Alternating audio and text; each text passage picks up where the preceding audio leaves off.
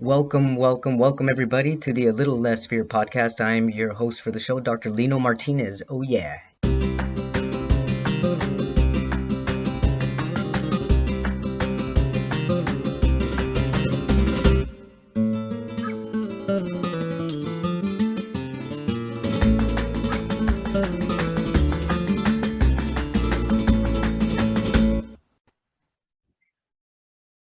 Welcome back, everybody, to the A Little Less Fear podcast, and happy Halloween. Happy Halloween, everybody. I am really grateful and honored to be able to again represent the deaf community in this profound way of storytelling, true life ghost storytelling through the deaf community. This is amazing. So I want to thank Mixxie. And I want to thank MJ for being a part of this collaboration, which is a beautiful collaboration on Halloween Day, a real life true ghost story. So thank you so much and welcome to the both of you.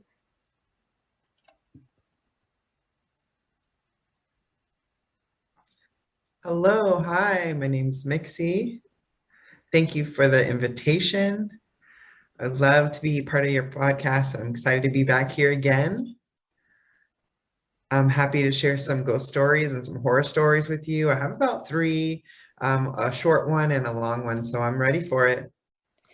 You know, the beautiful thing about this is whether you're deaf or blind or short or tall or male or female, we all can have experiences from other dimensions.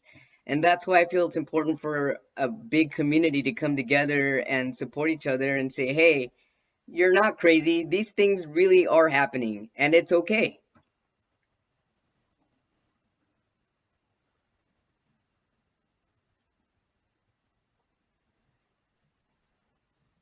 Yeah, definitely. Do you want me to get started with my story? Yeah, whichever one you want, wherever you want to start, tell us your story.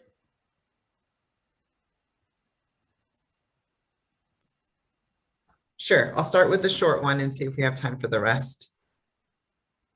So I remember when I was a kid, I think it was around elementary school, we went on a field trip to go to a church and learn about the history and tour the church and whatnot, and get a look around of the church. It was about an hour long. And then after that, we went on a break to visit the church shop. And I, wasn't sure what they had there, but I had some money. And so we're looking around the church shop. And I remember going into the shop, there was these two big doors with a security guard out in front. And I remember that they were dressed like a security guard, gray clothing with kind of like a star badge and a hat. It still kind of looked really old fashioned though, like 60s, 1970s kind of security guard. But I was like, well, okay. So I was looking around and trying to see if I wanted to buy anything. And then I see the security guard tap me on the shoulder. And I remember, because I'm deaf and he was trying to speak with me, trying to give me something. And I was understanding what he was saying. But in his hand, he had a lanyard. I was trying to think, well, is he trying to give this to me? Did he think I dropped it? And I tried to tell him like, no, I like gestured and said, no, I don't want it. But he was so persistent in that, take this lanyard. So just trying to be respectful. So I took it. And I was like, oh, I was wondering if people are going to think that I stole this. And I said, I thought to myself, I was like, maybe I'll hold on to it. Mixxie, hang on. What did the lanyard look like?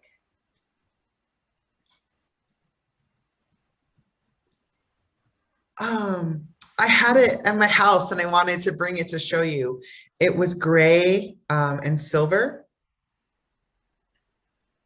And then it had a picture of a man who looked like he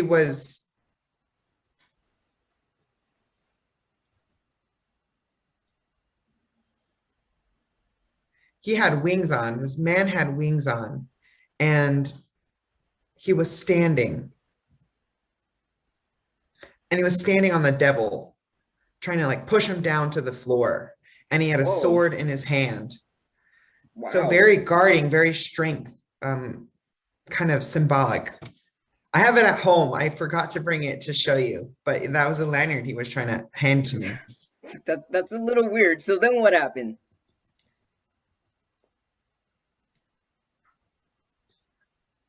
Yeah, so I thought, I'll wait a couple seconds and then I'll give it back to him. And then I turned around and he was gone.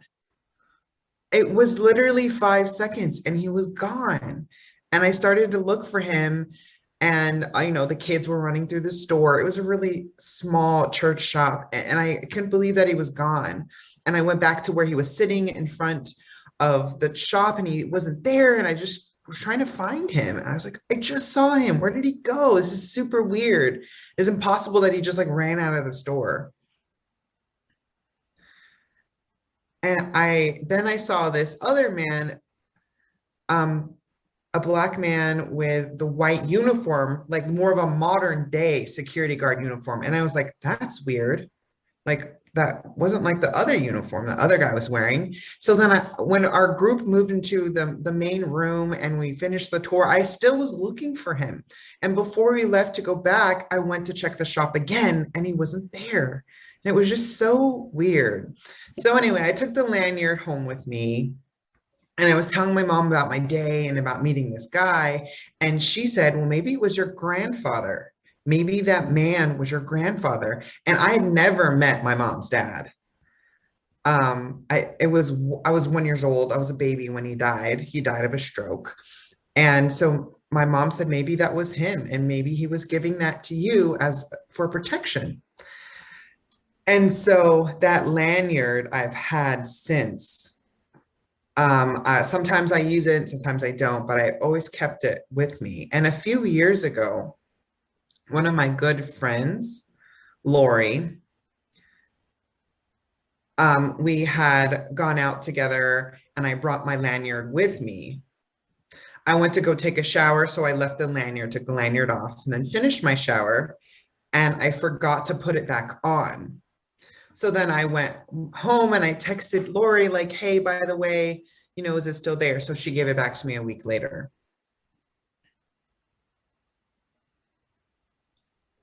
And when she was giving it back to me, she was like, you need to be careful. This is dangerous. This is not like, I'm scared. I've had this for a week and you need to be careful. So while I left it at her house for a week, she kept hearing weird noises, like people punching the walls. It was just super weird. And she just couldn't figure out what was going on.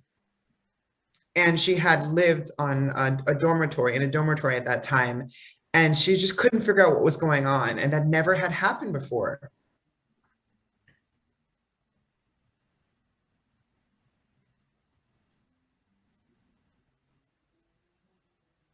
And coincidentally, her father's ashes, which she keeps in her dormitory, and she kept it next to my lanyard. So we were thinking that there was some conflicting spirits going on, like her dad's ashes and then my grandfather's lanyard. So it was just like causing all this stuff going on. And it was so crazy. Like, maybe it was my grandfather's energy kind of conflicting with her dad's presence there too. And I've never forget that moment. And so I decided just to avoid any conflicting spirits, to leave it at home. Wow. So you still have that lanyard? Yes, I still have it. And do you Yeah, I showed my roommate and I told my roommate the story and didn't believe me, like totally didn't believe me. So, it seems that some people believe it, some people don't, but yeah, I leave it at home for now. and do you have you had any experiences like your friend had since you've had that lanyard?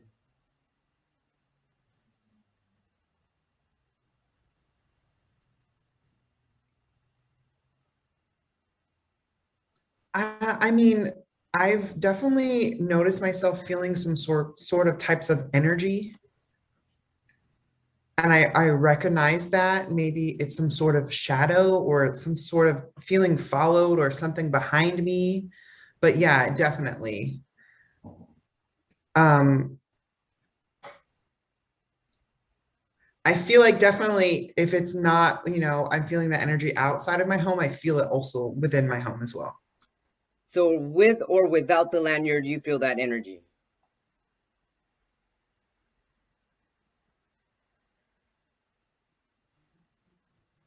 Yeah, yeah, definitely. So you've had this lanyard now for quite some time. What do you think it means? What is it?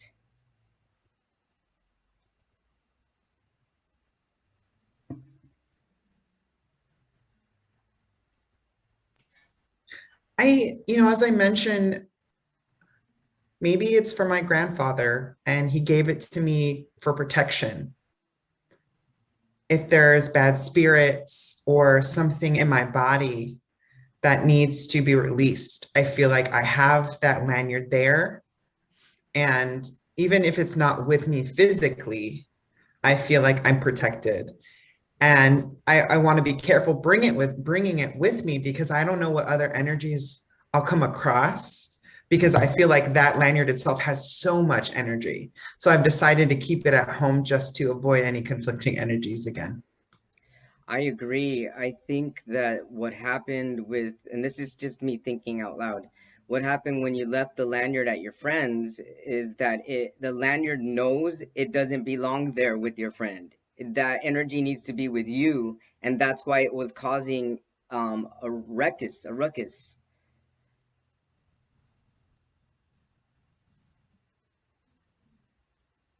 Yeah, yeah, yeah, definitely. Yeah. It definitely belongs with you. Wow. Did you want me to share my other story? Yes, yes, I we have have one more time. story. Yes, we have time. Tell us your other story, please.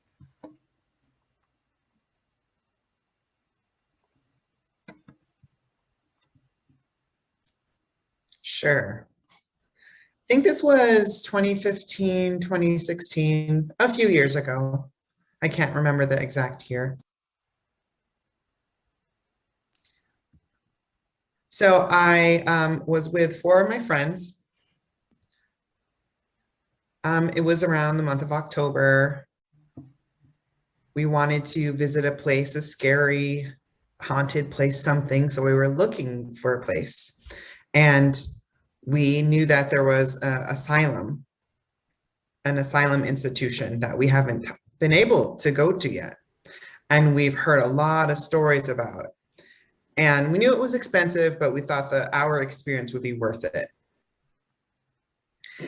And we didn't realize that someone had bought that property and started renovating it. And we were like, oh no, like you know, why not cherish that place and preserve it? And so now all these changes were going to happen. So we were like, what, why not talk to a security guard? So we were trying to communicate with the security guard and asking him, can we still go there and whatnot?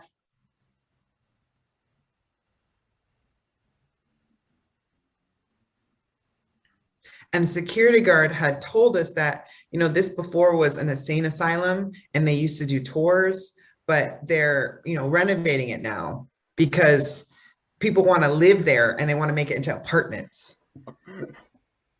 And I was like, what? I wouldn't want to live Yeah. there. And so while they were doing some renovations, they were leaving some parts of the old construction there. And so the security guard told us that, well, I have to call the buyer if you want to go in and I could possibly give you a tour. Even though they're kind of in a construction, I can see if I can make it happen. And so he told us, well, for an hour and a half, there's this price. And we were like, oh, that's a little hefty. And we're trying to figure out, what else to do. And,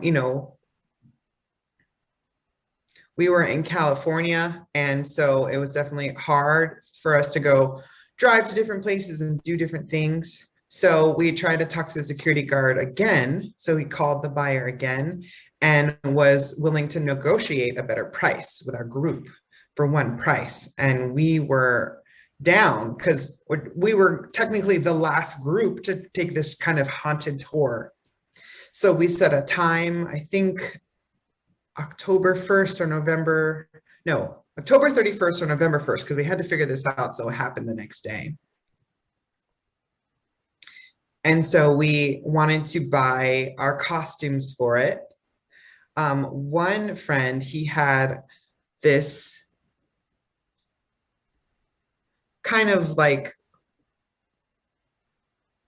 the goggles with this long sort of nose. I don't know what the name of that, but it was some sort of like protection from the devil. We've watched a lot of TV shows about trying to pick up different things to make sure we were protected to go in this asylum. So then we got our outfits ready and whatnot. And then the security guard told us to meet him in the back.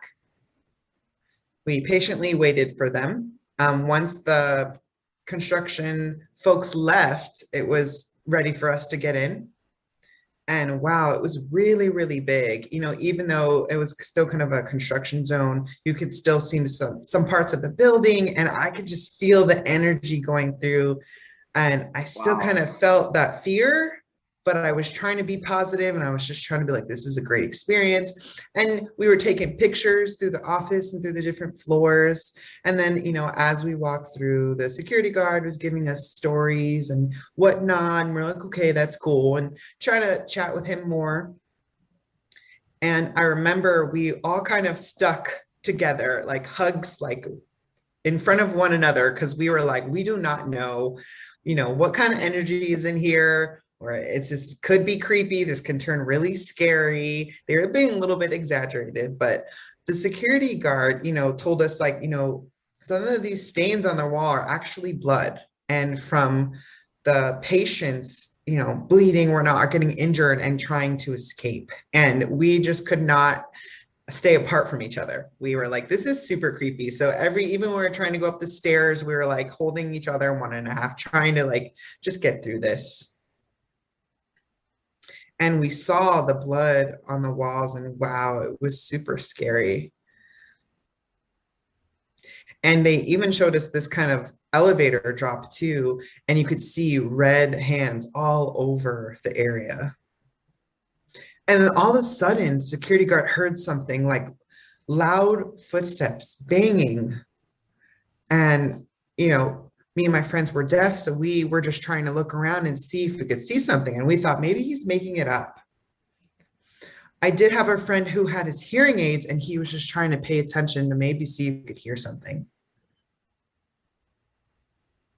We thought, you know, maybe it was another security guard trying to prank us, or they were trying to, you know, scare us, but we didn't see anybody around the corner. It was just felt so quiet. And the security guard heard it, and then we felt it. We felt the vibrations. And we just felt like someone walking towards us really loudly. Footsteps were getting so loud. And so we left that room, ignored it, and kept going through the asylum, through the different floors.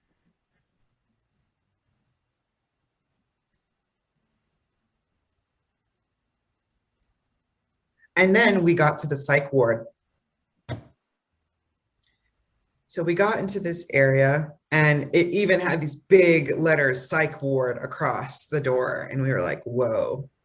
So we made our way through there. And one of my good friends decided to take a picture. And as he took a picture, he said, I see something. So we looked at the picture, and we saw it when it wasn't like a body, but it just looked like a kind of a ghost shape of a little girl with no head. And it was so weird. And we were just freaking out, and we were trying to calm down. And we showed the security guard, and he was like, whoa. And we all just got goosebumps, and we couldn't believe that this was happening. And we're just trying to make it through this tour. And we were asking the security guard all about these things and taking pictures. And then he asked us if we wanted to go to the roof, and we were like, sure. So we made our way to the roof, and he told us that a long time ago, they would leave the dead bodies out here, and they would be patients or doctors. They would just bring their bodies out here and just stack them up here on the roof. And we then looked on the ground and saw dry blood all over, and we knew that that definitely was true.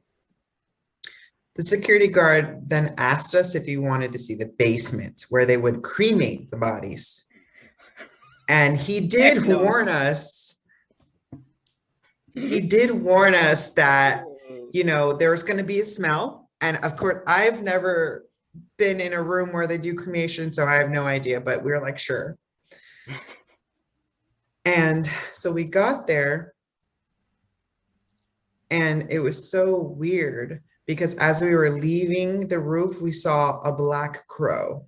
And we already know that black crows typically have bad omens.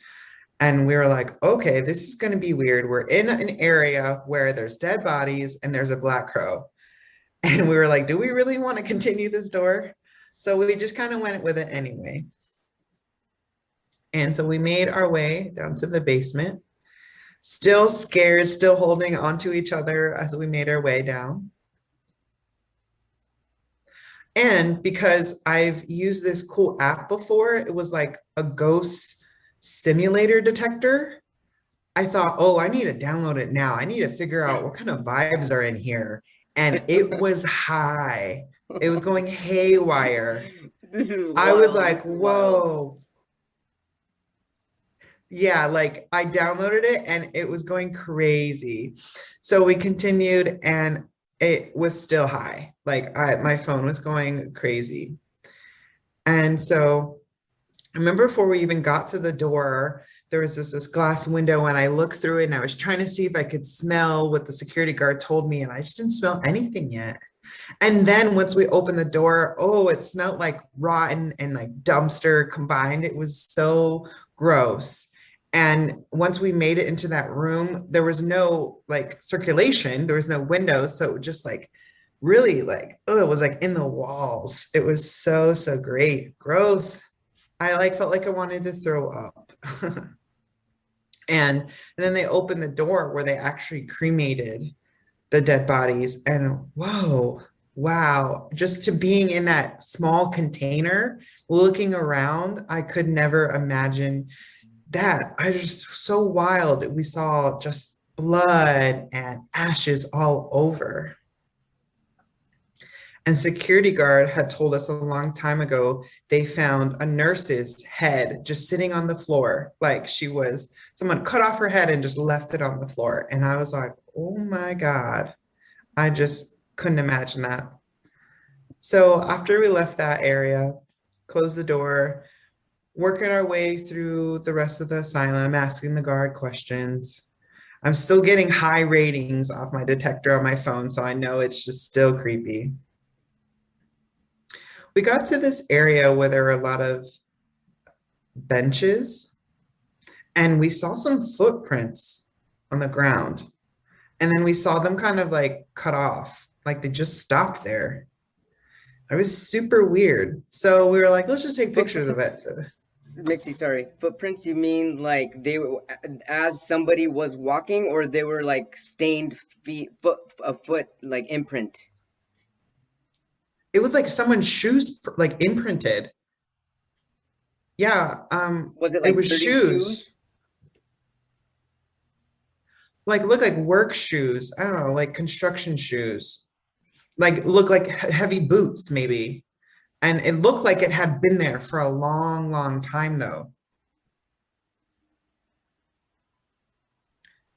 And we just, kept taking pictures like we did. My phone is still going haywire. There's still some spirits in here. I knew it. Like I could feel the energy myself.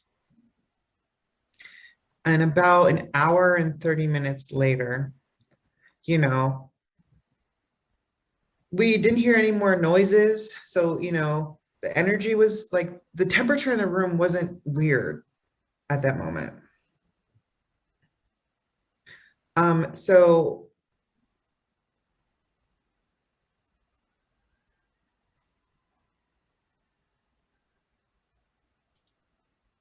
we decided to leave because at this point, the temperature did start to fluctuate and we were like, ooh, we need to leave. So we all left.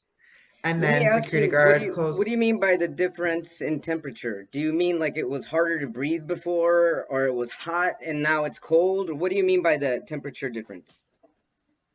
I don't know, it just all of a sudden the energy shifted and it just kept in fluctuating from hot to cold, like all over the place. And we could just feel it on our bodies. It was like just really mixed feelings. I don't even know. And we started getting paranoid um, because of all of that shift. And so then security guard was like, okay, I think we're good. We've done 2 hours, even though we could go a little bit longer, we should head out. And so we were linked arms by this point. As you can see, we got so scared. So 2 by 2 linked by arms following security guard. He locks the door and we kind of stand outside chatting and still asking questions from the guard. I can still see the energy on my phone, the ghost detector, pretty high. And then all of a sudden, I feel this weird feeling on my body, like a quick flash, this pressure on my body. And then all of a sudden I start scratching my neck and there's this, I feel like a bee stung me or something. It's weird. There's just a weird burn. I couldn't explain it. So I asked my friend to take a look, like, did you see something here? And then my friend was like, oh my gosh, it looks like someone clawed you. It looks like a claw print on your back, like with three or 4 claws right there in the back. And I was like, whoa, I couldn't believe it. And the security guard said, I think that's some bad spirits or something. Like we had went into the place and not respected the land. So that claw mark was kind of like, ooh, you better watch out. You better be careful while you're here. And security guard was a little bit scared that things would get worse. And he said, we need to go. You all need to leave. So we thanked security guard and left. And, he said, I'm fine here. I've been working here all night. We were so concerned that he was going to stay alone, but he said he was fine and we left. And then all of a sudden, while we were making our way out, this other group of folks were like, oh my gosh, can we go next? And then security guard was like, it's too bad. This is the last group. And so we were making our way to our car. And then all of a sudden it starts raining because it was really weird. We had just made our way outside of the asylum. It wasn't rain. It didn't even seem it was going to rain. And then all of a sudden it starts pouring. And we make our way to the car and I kind of do my last look before we leave. And I was like, whoa, that was super creepy. Like, what happened? What is this scratch behind my neck? I have no idea. After that, we make our way out and we just kind of go to a party from there. But I still think about that day and it was just wild. Wow, Mixxie, that's really an intense story. And that wasn't even that long ago.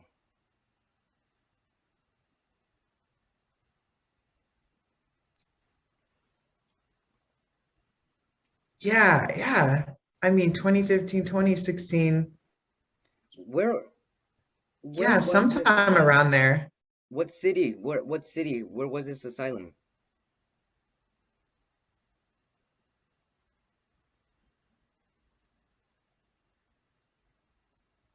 It was in LA. It was called Linda Vista. I think it's close to Echo Park in that area. And so they were in the process of breaking it down to make it into living area, homes, apartments? Yeah, they were renovating it to make it apartments. They wanted to keep the outside and preserve all of that outside features, but they were doing most of the changes inside. And so I did have the opportunity. Oh, I haven't had the opportunity to go inside, but I've seen what the outside looks now and it's really cool, but I have not been able to see, what it looks like and how much changes they've had. I would love to go see it and also see if the energy has shifted because I did tell my friends about it and they're wondering if, the energy would change because they're keeping some features like the outside design and the water fountain and some things here and there. But I'm saying you should have took everything out because just changing pieces still doesn't really get rid of that energy. I feel like it would still be present there, even if you're only keeping a few things. I agree. I think that the whole foundation would need to be completely broken down, and they would need to do blessings and purify it and start all over.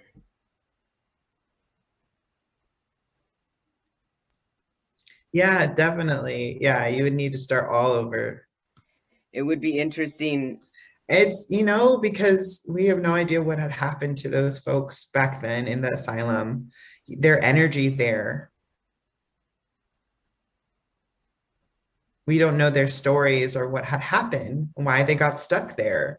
And so, even though there's these new apartments on top of that land, their energy is still there. It's kind of sad to think about too.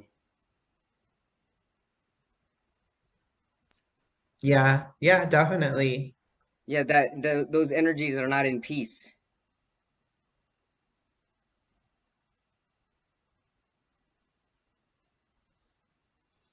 Yeah, yeah, yeah, it's sad. Yeah.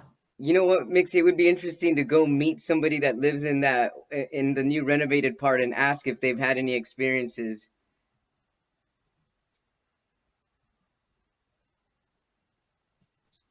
Yeah, I definitely would love to ask and see if they've seen anything weird or felt anything weird because I wonder, if they have.